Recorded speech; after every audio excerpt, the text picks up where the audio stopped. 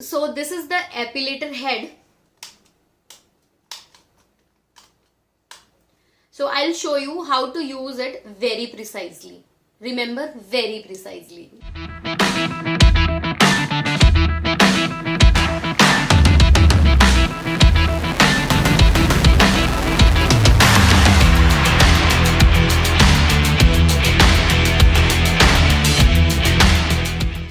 Hello beautiful people out there, welcome to VV Vlog. So I'm here with another epilation video as I have got many queries from your side.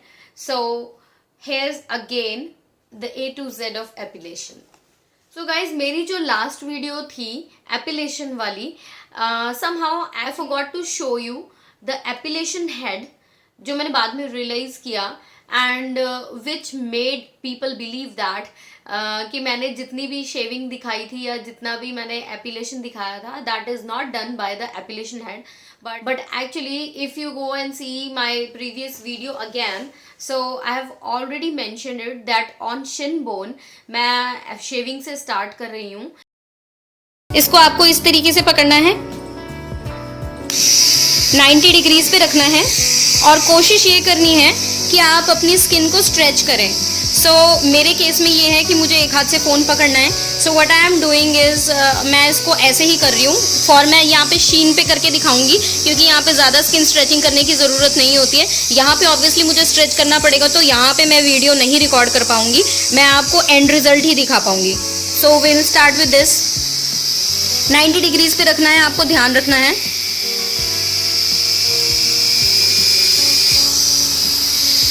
C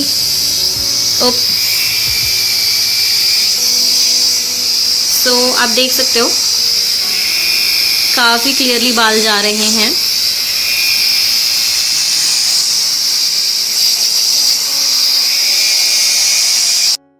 so guys मैंने सोचा था मैं ये video नहीं दिखाऊंगी but obviously थोड़ा सा समझाने के लिए मुझे ये दिखानी ही पड़ी. एक हाथ को आपको पीछे रखना है और एपिलेटर को 90 डिग्रीज पे रख के दूसरे हाथ से आपको इस तरीके से एपिलेट करना है.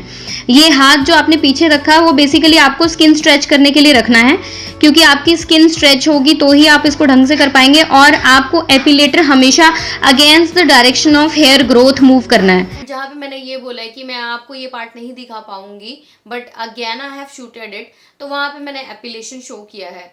Actually you can see on the screen I have doing the epilation only and afterwards मैंने अपनी वीडियो ख़त्म करते हुए भी मेंशन किया है कि ये शिन बोन पे स्किन थोड़ी सी वियर्ड लग रही है, दैट्स बिकॉज ऑफ शेविंग.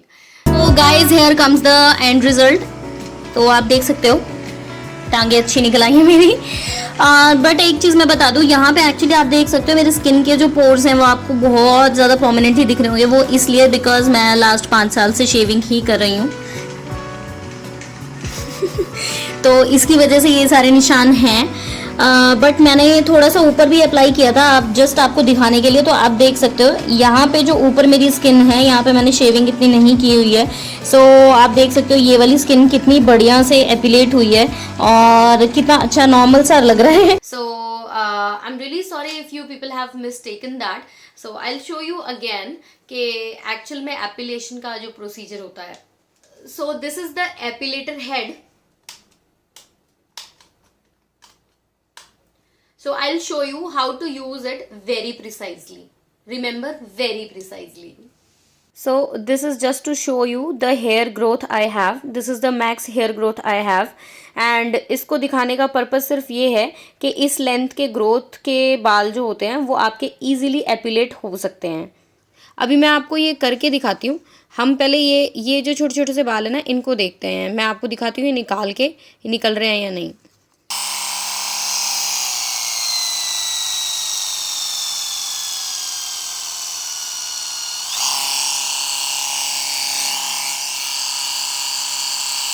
आप देख सकते हो यहाँ पे 4-5 बाल थे जिसमें से अभी आई थिंक एक ही रह गया ये वाला. इसको भी निकाल के देखते हैं.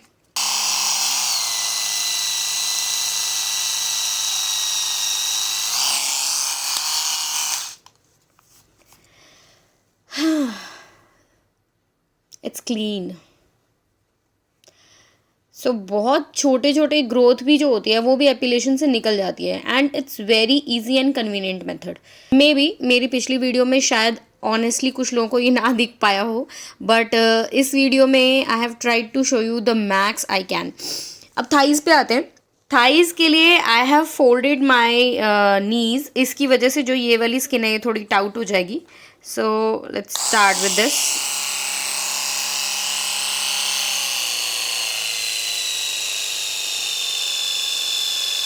You have to be very slow and perpendicular to the skin, और आपकी स्किन टाइट होनी चाहिए।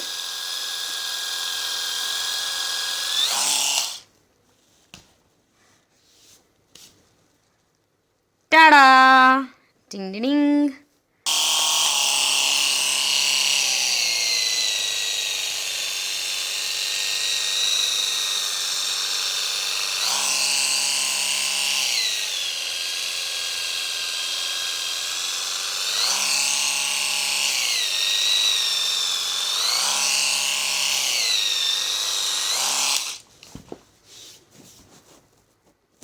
So with this I think I have made my point clear.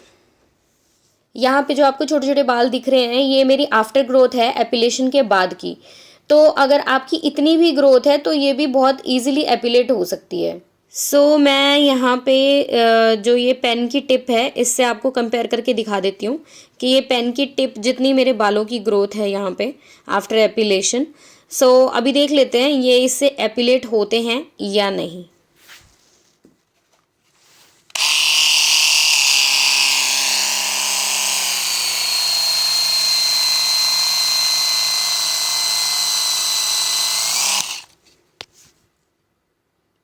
There you go. I can't be more precise than this, you know. So before going to the Q&A, let's discuss some of the tips actually. मुझे लगता है आपको बतानी चाहिए। So first tip is कि जब भी आप एपिलेशन करेंगे your skin should be tight and taut. Okay आप अपनी स्किन को इस तरीके से स्ट्रेच रखेंगे जब भी आपको एपिलेशन करना है। एपिलेटर आपका हमेशा परपेंडिकुलर डायरेक्शन में होना चाहिए, against the direction of hair growth होना चाहिए। एंड जब भी आपको एपिलेटर मूव करना है आपको ध्यान रखना है आप बहुत स्लोली मूव करेंगे, जैसे कि मैं इस टाइम पे दिखा चुकी हूँ already. Second tip is EEM, that is आपको सबसे पहले एक्सफोलिएट करना है। Either you can exfoliate on the day जब आपने एपिलेशन करनी है, या फिर आप उसे एक दिन पहले एक्सफोलिएट कर सकते हैं। सेकेंड इज E यानी कि एपिलेशन itself, and third is M यानी कि मॉइस्चराइज। जब भी आप एपिलेशन एंड अप करते हैं आप उसको एक गीले कपड़े से मॉप कर सकते हैं और afterwards you can moisturise the skin, it is very necessary. Third tip is epilate on completely dry skin. आप चाहे तो अपने कंफर्ट के हिसाब से टेल्कम पाउडर भी पहले अप्लाई कर सकते हैं। फोर्थ टिप इज अगर एपिलेशन करने के बाद आपको ऐसा लगता है कि आपको पेन इनटॉलरेबल है, प्लस आपको छोटे छोटे पिंपल्स निकलने शुरू हो गए हैं, तो आप आइस पैक से उसको ट्रीट कर सकते हैं। अदरवाइज आप आइस को टॉवल में रैप करके भी यूज कर सकते हैं। और अगर ये पेन आपको एपिलेशन करते हुए बीच में हो रहा है, प्रोसेस के बीच में, तो आप आइस पैक अप्लाई कर लें जब आपका पेन ठीक हो जाए और आपको दोबारा से एपिलेशन स्टार्ट करना है। तो एक बात का ध्यान रखें कि जहाँ पे आपने आइस पैक अप्लाई किया है उसके आसपास का एरिया या जहाँ पे भी आपको अब दोबारा से एपिलेशन करना है वो पूरी तरीके से दोबारा से आपको ड्राई करना है और फिर दोबारा से प्रोसेस स्टार्ट करना है। दिस लास्ट टिप जो मैंने आपको बताई है that is specially useful for bikini area और underarms. Let's quickly go through the Q&A. So the first is epilation on face. Okay एपिलेशन on face जो होता है वो इट इज़ वेरी इजी। ठीक है, अगर आपका पेन थ्रेशहोल्ड काफ़ी अच्छा है एंड आपकी स्किन बहुत ज़्यादा सेंसिटिव नहीं है, आप टॉलरेट कर सकते हैं, देन ये अपर लिप्स वाला एरिया, जॉ लाइन वाला एरिया और नेक लाइन वाला एरिया आप इजीली एपिलेट कर सकते हैं। बट आपकी स्किन अगर सेंसिटिव है, पेन थ्रेशहोल्ड कम है, तो आई विल सजेस्ट यू कि आप इसको यूज़ ना करें। एक स्पेशल फेस के लिए एपिलेटर्स आते हैं, आप उसको यूज़ कर सकते हैं। If you want to know more you can comment me. मैंने अपनी एक एक्चुअली पुरानी वीडियो में आपको फेस एपिलेटर यूज करके भी दिखाया है, that's the face epilator I have used. So आप उसका लिंक आई बटन में ले सकते हैं। So the second question is pain. तो यस, मैं झूठ क्यों बोलूँ, ऑनेस्टली अगर आप फर्स्ट टाइम एपिलेशन करने लगे हैं तो पेन आपको डेफिनेटली होगा। और ऐसा नहीं है कि सिर्फ बिकिनी या अंडर आर्म्स में ही होगा, सब जगह पे होगा। सो अगर आपका पेन थ्रेशोल्ड कम है, आपकी हेयर ग्रोथ ठीक है, तो आपको पेन बहुत ही ज़्यादा होने वाला है। Let me be very clear, ठीक है। एंड अगर आप फर्स्ट टाइम इसको यूज़ करते हैं तो आपको कई बार ऐसे भी लगता है कि आपकी जो स्किन है इसके रोलर्स के साथ आपकी स्किन ना कहीं रोल हो जाए। That's the personal experience I'm telling you. So but with the gradual sessions of epilation, आपका जो पेन बर्दाश्त करने की क्षमता है वो भी बढ़ जाएगी और आपको पेन महसूस नहीं होगा, प्लस आप थोड़ा यूज टू हो जाते हो। तीसरी बात, जो इससे रिलेटेड डिस्कम्फर्ट है वो भी काफी कम हो जाता है। Third question is bleeding on एपिलेशन। देखो इसमें कोई बड़े डाउट की बात नहीं है, आप अगर मोटी हेयर ग्रोथ के साथ वैक्सिंग करवाते हो उसमें भी ब्लीडिंग हो ही जाती है। सो इसमें भी ब्लीडिंग होने के चांसेस हैं, but you can apply ice pack afterwards अगर आपको ब्लीडिंग का इशू हो रहा है। और अगर बहुत ही ज्यादा ब्लीडिंग का इशू हो रहा है तो देन डेफिनेटली आपको एपिलेशन उसी टाइम बंद कर देना है। जब आप थोड़ा ठीक फील करते हो, आपकी स्किन ठीक हो जाती है, आप उसको दोबारा ट्राई कर सकते हो। और अगर आपको ऐसा लग रहा है कि आपको डर लग रहा है या आप नहीं करना चाहते, then you can leave it anytime. So the fourth query is epilation can be used for bikini area or not. So मैं bikini area और अंडर आर्म्स दोनों के बारे में आपको बताऊंगी। bikini area और अंडर आर्म्स जो होता है वो हमारी बॉडी का बहुत सेंसिटिव पार्ट है। डेफिनेटली अगर आप उस पर एपिलेशन करना चाहते हैं तो you have to be very professional for it, और आपको बहुत ज़्यादा प्रैक्टिस होनी चाहिए, then only you can attempt it. Otherwise अगर आप बिगिनर हैं तो आई वुड सजेस्ट कि आप प्लीज़ अंडर आर्म्स और बिकिनी एरिया ना ट्राई करें फिलहाल। जब आप थोड़े से प्रो हो जाएंगे आप उसके बाद उसको ट्राई कर सकते हैं। जब भी आपको बिकिनी एरिया या अंडर आर्म्स करने हैं, आपको ध्यान रखना है आप अपने बालों को थोड़ा सा ट्रिम करें सीजर से, उसके बाद उसको स्टार्ट करें। बिकॉज जितने छोटे आपके बाल होंगे उतना ही कम आपको पेन होगा, जितने लंबे आपके बाल होंगे उतना ही वो घूमेंगे और उतना ही आपको पेन होगा। मैंने जैसा कि अपनी वीडियो में आपको हेयर ग्रोथ दिखाया है, उतनी हेयर ग्रोथ पे भी आप एपिलेशन कर सकते हैं। So there is nothing to worry अगर आप ट्रिम करते करते बाल बहुत ज़्यादा छोटे भी कर देते हैं तो। और जैसे ही आप अंडर आर्म्स और बिकिनी एरिया का एपिलेशन खत्म करते हैं, आप आइस पैक जरूर अप्लाई करें if you are doing it for the first time.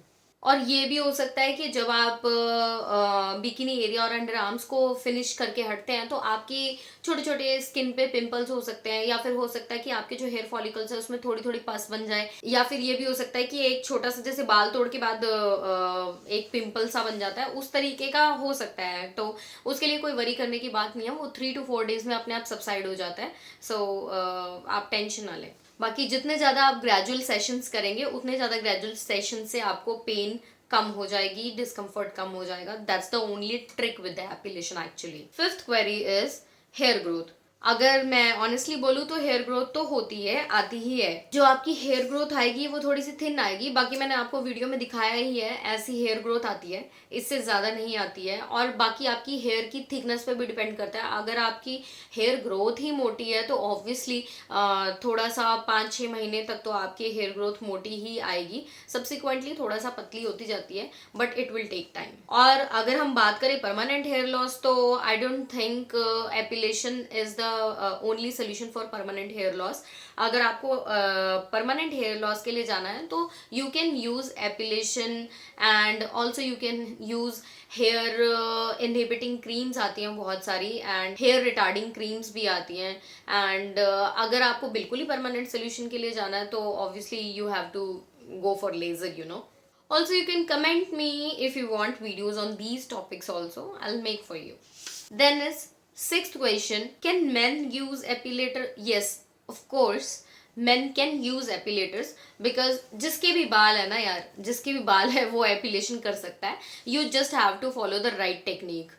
सो अगर आप राइट टेक्निक फॉलो कर रहे हैं एंड आपकी हेयर ग्रोथ है ठीक ठाक सी, तो आपको कोई प्रॉब्लम नहीं आएगी। And also you have to go through a bit of pain and discomfort for this, but धीरे धीरे इसकी आदत पड़ जाती है। So guys, that's it for today's video, and also if you have some queries, some comments or some suggestions, anything you have, you can tell me anytime. And अगर आप कुछ नया जानते हैं, अगर आप मुझे कुछ ऐसा बता सकते हैं जो मैं नहीं जानती, so I would love to learn from you. So if you like the video, like the content, do like, subscribe and share. I'm always there for you. Bye bye, take care, happy Navratri, tata.